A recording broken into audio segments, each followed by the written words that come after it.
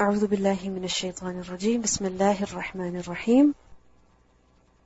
Lesson number 95, Surah Al-Araf, ayah number 155 to 168. وَاخْتَارَ مُوسَى قَوْمَهُ 70 رَجُلًا لِمِيقَاتِنَا. And Musa alayhi salam chose from his people 70 men for our appointment. وَاخْتَارَ, and he chose, he selected. Who selected?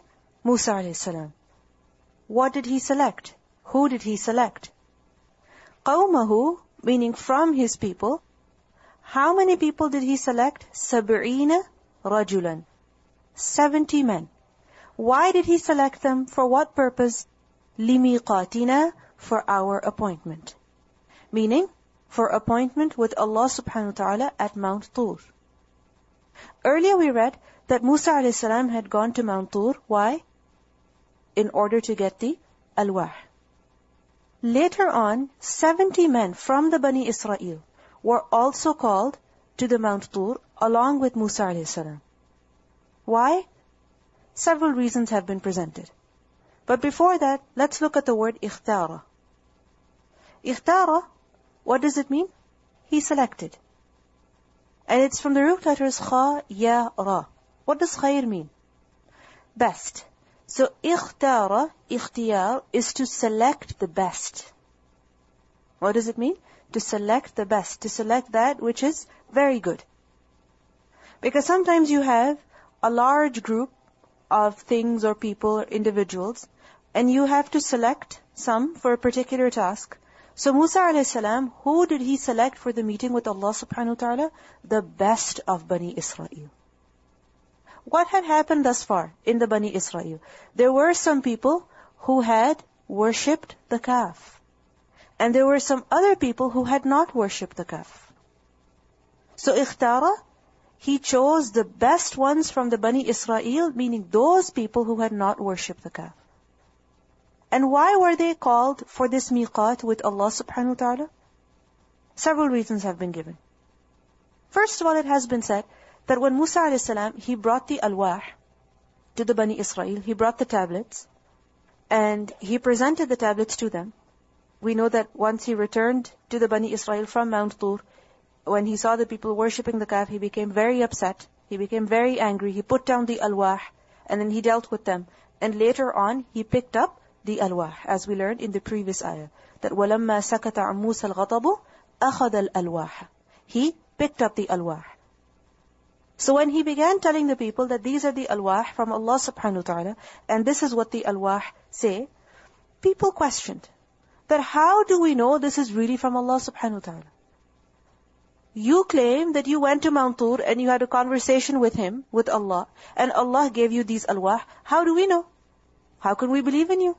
We want some evidence. We want to see it. Therefore, Musa alayhi salam selected 70 men from the 12 tribes of Bani Israel, as obviously the entire nation could not go up there. So 70 men were selected, and Musa alayhi salam himself selected these 70 people, and they were the cream of the Bani Israel, and they went up to the Mount Tur, and they witnessed the conversation between Allah subhanahu wa ta'ala and Musa alayhi salam. But then, what did they do?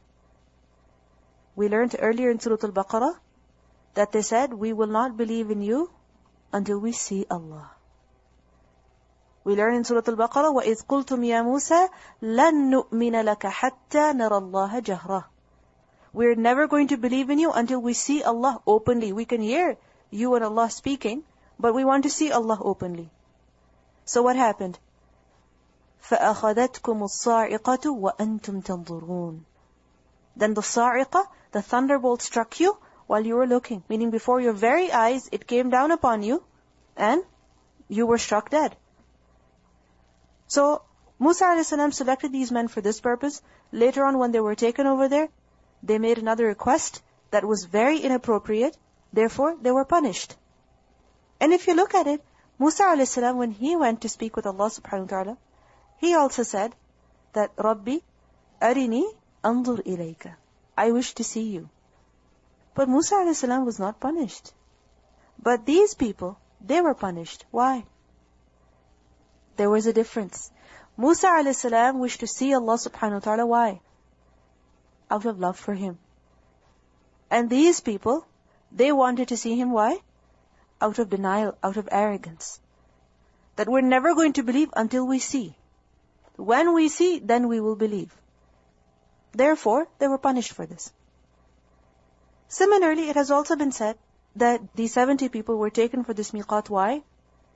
Because Allah subhanahu wa ta'ala commanded that 70 of those people who had not worshipped the calf, those people who had not worshipped the calf, they should come to Mount Tur as representatives for the entire nation. Why? In order to seek Allah subhanahu wa ta'ala's forgiveness for the rest of the people who had actually worshipped the calf. Now remember, I mentioned to you earlier that when the people worshipped the calf, the nation was divided into several groups. One was of those who actually worshipped the calf. Another was of those who did not, and they also stopped others. And a third was of those who did not worship the calf, but they remained silent. They didn't do anything about it. They were just spectators. So, who are these people? The second group. Those who had not worshipped the calf, and they also stopped others. So, they were the best of people, because they did not worship the calf themselves, and they also stopped others. So, 70 of these people were taken to Mount Tur. Why? So that they would seek forgiveness for who? For those who actually committed the crime.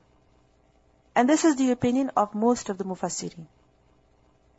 Thirdly, it is said that this is the third group of people, meaning those who did not worship the calf themselves, and they also did not stop others from worshipping the calf. They were to come to Mount Tur and apologize, seek forgiveness. For what? For what? For not having stopped, as well as for the crime that the rest of the Bani Israel had committed. So do you understand? The second and third opinion? The second opinion is that it refers to the second group of people. They were the cream of Bani Israel.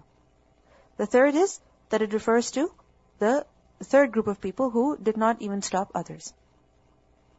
Then it is also said, the fourth opinion is that Allahu A'lam, whatever reason it was, Allah subhanahu wa ta'ala commanded them that 70 people from the Bani Israel have to come to Mount Tur. And they had to. Whatever reason it was, that doesn't concern us. All that we know is that this was a miqat. Allah subhanahu wa ta'ala had commanded them to come at Mount Tur at a particular time, and they did.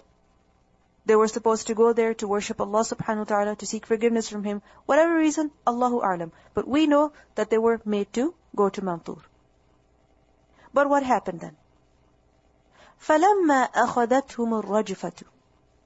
But then, when the earthquake seized them, الرجفة. Rajfa is from the root letters Ra, Jim, Fa, and we have done this word earlier as well. And what does it mean? A very violent earthquake. Violent earthquake. In which the earth below is shaking continuously. Continuously. And just imagine, if there is an earthquake, just a slight movement, then what happens? People just become scared. They feel shaken. But just imagine the earth is constantly rocking below your feet. What's going to happen? People are going to fall. The buildings are going to collapse. People are going to die. So much chaos is going to happen as a result of that earthquake. So a rajfa is a violent earthquake, a severe earthquake. So فَلَمَّا أَخَذَتْهُمُ الرَّجْفَةُ. Then when the earthquake seized them. Why did the earthquake seize them? These 70 people who were up at Mount Tur. If we take the first opinion, why did it seize them? Because they demanded to see Allah subhanahu wa ta'ala, as they thought that hearing was not enough. They demanded that they must see Allah. If you think of it earlier, we read in Surah Al-Baqarah, فَأَخَذَتْكُمُ الصَّاعِقَةِ, that the thunderbolt seized you. Over here we read the word rajfa. What does that show? That there were thunderbolts coming down from the sky on top of them, and from beneath, the earth was also shaking. From beneath, the earth was also shaking. So فَلَمَّا أَخَذَتْهُمُ الرَّجْفَةُ, thunder, lightning, and an earthquake shook them, and they all died. Musa a.s. was the only one who survived over there. Secondly, it is said that if we take the other opinions, the second, third opinion, that it was those 70 people who had not worshipped the calf, whether it was the second group or the third group of people, who had to go to Mount Tur to seek Allah subhanahu wa ta'ala's forgiveness, why did the earthquake seize them? As a punishment. Because they did not stop others from worshipping the calf. So Allah subhanahu wa ta'ala could have punished them where the rest of the Bani Israel was. But they were brought to Mount Tur. And over there the earthquake seized them. Why? As a punishment upon them, that why did you not stop others from worshipping the calf? Then thirdly, it is also said that these 70 people who had gone there, when they went there, they began praying to Allah subhanahu wa ta'ala, seeking forgiveness. And amongst the du'as that they made, they said, "O Allah, give us what you have never given anyone before us and will never give anyone after us." So when they made this dua, Allah subhanahu wa ta'ala disliked the supplication. And as a result, they were punished. They were struck with a violent earthquake. فَلَمَّا أَخَذَتْهُمُ الرَّجْفَةُ, when the earthquake shook them, and as a result of that, they all died, but Musa a.s. was the only one who survived. What happened? Musa a.s. saw these 70 people lying dead before him. قَالَ, he said. Musa a.s. prayed to Allah subhanahu wa ta'ala. رَبِّي, O my Lord, لَوْ شِئْتَ, if you wished, أَهْلَكْتَهُمْ مِنْ قَبْلُ, you could have destroyed them from before. You could have punished these 70 people before they actually came to Mount Tur. That these 70 people, if they did not stop the rest of the nation from worshipping the calf, you could have punished them over there. Or they could have been punished back there and not have been brought to Mount Tur and then punished over here for whatever requests that they made which were inappropriate. Rabbi, law shi'ta ahlaktahum min qablu. You could have destroyed them from before. Wa iyyaya, and also me. Meaning you could have also punished me before. You could also have destroyed me before. But the fact that you made us come here, and here the punishment has been given to these 70 people, what does this show? What does this show? That this is a test. This is a punishment. This is a trial. So if you wished, you could have destroyed them from before. Atuhlikuna, would you destroy us? This is a question. And remember, istifham is for several reasons. Sometimes people ask for the purpose of objection. So this is not that Musa a.s. is objecting, that why are you punishing us? No way. The prophets of Allah never object at the decree of Allah. Over here, this istifham is for the purpose of isti'taf. Isti'taf, from atf. And what does atf mean? Gentleness. So isti'taf, this is plea for compassion. Atuhlikuna, would you destroy us? Would you punish us? Meaning, please don't punish us. You understand? Atuhlikuna, would you punish us? Meaning, please don't punish us. Bima fa'ala sufaha'u minna, because of what the foolish amongst us have committed. What does it mean by this? Because of what the foolish amongst us have committed. What crime is this referring to? It could be referring to the worship of the calf. That these 70 people who have come to Mount Tur, they did not worship the calf. It's the rest of the sufaha who worship the calf. So please don't punish us for the wrong that other foolish have committed. These 70 people did not do anything. They did not worship the calf. Secondly, this fi'l, this action, can also refer to the dua, the request that some of them had made that, "Oh Allah, only give us and don't give to anyone after us. Don't give it to anyone else besides us." Or it could be their demand to see Allah subhanahu wa ta'ala. Everyone did not make the same request. It was only a few people. It was only a few individuals. But all the 70 men were destroyed. So Musa a.s. prayed, Atuhlikuna bima fa'ala sufaha'u minna, would you punish us for what the foolish amongst us have committed? Meaning, please don't punish us for the crime that they have committed. We have not committed it, so please forgive us and don't punish us. In here, it is not, illa, except, fitnatuka, your trial. This is not but your fitna. What does it refer to? It can refer to the fitna in which the Sufaha fell into, which was worshipping the calf. That the fact that the Bani Israel fell into worshipping the calf, what does that mean? It was a test for them. And the foolish people fell into it. They failed the test and they began worshipping the calf. Elsewhere in the Quran we learn that قَالَ فَإِنَّا قَدْ فَتَنَّا قَوْمَكَ مِنْ بَعْدِكَ وَأَضَلَّهُمُ السَّامِرِيُّ. Allah subhanahu wa ta'ala said that indeed we have tried your people, we have tested your people. فَتَنَّا قَوْمَكَ. How? That Samiri has led them astray. How? By making them worship the calf. So here, the fitna, refers to worship of the calf that some Bani Israel fell into. So that was only a test. That was a trial. Secondly, here, this fitna also refers to the death of all these 70 people. And in this case, the word fitna will be understood as a punishment for these 70 people and a test for me, meaning a test for Musa alayhi salam. The fact that these 70 people had been killed, this was a punishment for who? For the 70 men. And at the same time, it was a test for who? For Musa alayhi salam, that the cream of the nation had been punished. Just imagine. This was Musa alayhi salam being put in a very difficult test. Just imagine, the Bani Israel has been saved. They come, they request for an idol. Musa alayhi salam says no. He goes to cut the Torah, he comes back, the people have fallen into a great fitna, they're worshipping the calf. The few people who were saved, who did not fall into this fitna, they are brought to Mount Tur, they commit a crime now, and now they are punished. What a great test for Musa alayhi salam. So this is only a test of yours. And how can we take the meaning of fitna to be a test or to be a punishment? Because the word fitna is used in these ways. It is used for a test, for a difficult situation, and the word fitna is also used for a punishment. In Surah Al-Dhariyat, ayah number 13, we learn, يَوْمَهُمْ عَلَى النَّارِ يُفْتَنُونَ. The day on which they will be punished on the fire. So yuftanun, they will be punished. The word fitna is also used for punishment. So in hiya illa fitnatuka, this worship of the calf that the Bani Israel fell into, it was a test. These 70 people who have been punished over here, this is a punishment for them and a test for me. In hiya illa fitnatuka. Tudillu biha. You let go astray through it. Through what? Through the fitna.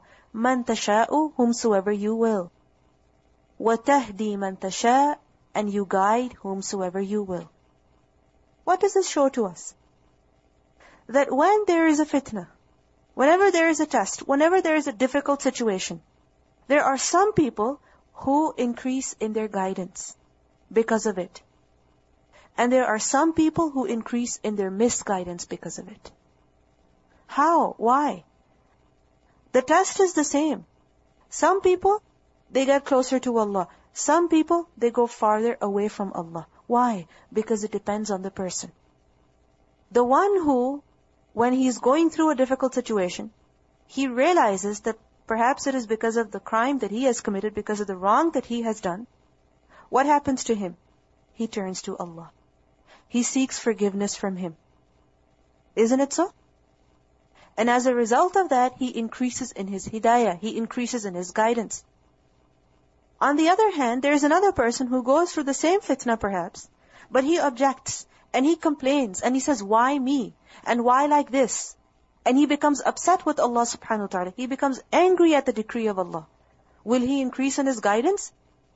He will not increase in his guidance. He will only increase in his misguidance as a result of that fitna. So Musa a.s. is saying that this is only a test. And tests, you send them. Some people, they increase in their misguidance, and others, they increase in their guidance. Anta waliyuna, you are our wali. Meaning, where can we go? Where can we turn to except you? We have come here to seek forgiveness from you. Please forgive us. Don't punish us for the crime that the rest of the people have committed, because you are our wali. If we don't come to you, where else can we go? If you don't have mercy on us, where else can we go? Anta waliyuna, you are our wali. Faghfir lana, so forgive for us. Forgive us for what? Forgive us for what? If it's the crime of worshipping the calf, forgive us for that. For those people who committed that crime. And if it's the crime of those people who did not stop, forgive us for not having stopped people from doing wrong. And if it is for making a request or a demand that is inappropriate, forgive us for that. فَاغْفِرْ لَنَا, forgive for us. وَارْحَمْنَا, and also have mercy on us. وَأَنْتَ خَيْرُ الْغَافِرِينَ, and you are the best of those who forgive. Allah subhanahu wa ta'ala is the best of those who forgive. Look at the word غَافِرِينَ. It's the plural of غَافِر. And what does غَافِر mean? One who forgives. There are many who forgive. People forgive. Isn't it so? But Allah subhanahu wa ta'ala is the best of those who forgive. How is Allah subhanahu wa ta'ala the best of those who forgive? Because He has the power to also inflict punishment. But still He forgives. He is the best of those who forgive. But His forgiveness is the best. How? He's not just ghafir, but He is ghaffar, and He's also ghafoor, that He forgives again and again, and He forgives for the greatest crimes even. And His forgiveness exceeds everybody else's forgiveness. You see, what happens with people? They forgive, but they still remember. Isn't it? They keep the grudge in the heart. They say, I forgive you, but... Yes, I've forgiven them, however... It happens, isn't it so? But Allah subhanahu wa ta'ala, once He forgives someone, it's as though that person never committed that crime. التَّائِبُ مِنَ الذَّنْبِ كَمَنْ لَا ذَنْبَ لَهُ. The one who repents from a crime is as if he never committed that crime in the sight of Allah subhanahu wa ta'ala. But for us, such a person always remains a criminal. Allah subhanahu wa ta'ala is khayrul ghafirin because His maghfirah is complete. His maghfirah exceeds the maghfirah of everyone else.